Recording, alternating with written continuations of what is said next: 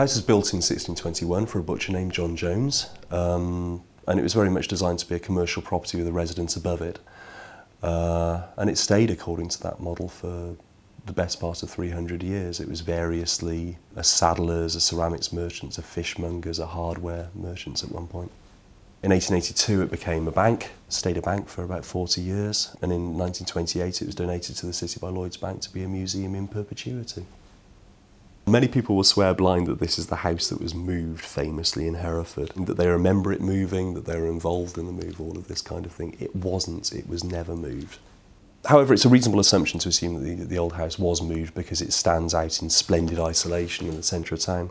In fact, everything else has changed around us. We're the last survivor of Butcher's Row, which used to extend right out into the middle.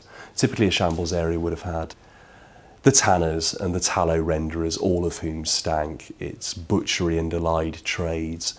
And so our modern usage of the word shambles, meaning somewhere sort of chaotic and untidy and unpleasant, basically derives from the butcher's quarter of any particular city. When it came to the demolition of the sort of medieval parts in the centre of town in the 1830s, when they were attempting to modernise it, I think a lot of it was that it still had that reputation as being shambolic, when in fact it really wasn't. They were quite pleasant shops by then, but it was an embarrassment. We're the last one standing, probably because of something dodgy.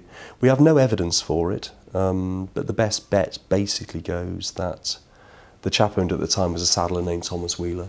Saddlers had this reputation of sitting between the worlds socially, in that they were on one side just craftsmen and commoners, but also their clientele were potentially enormously wealthy, powerful people, people with influence.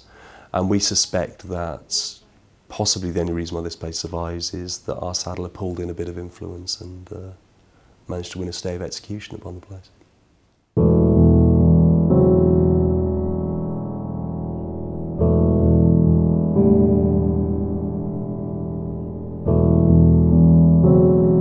Yeah, the fire last year was extraordinary and terrifying. The big problem we had was that the wooden structure of the building behind us had burnt away completely, leaving the wall entirely freestanding. And so we were in danger of the wall collapsing on us. We were tremendously lucky. We really survived unscathed.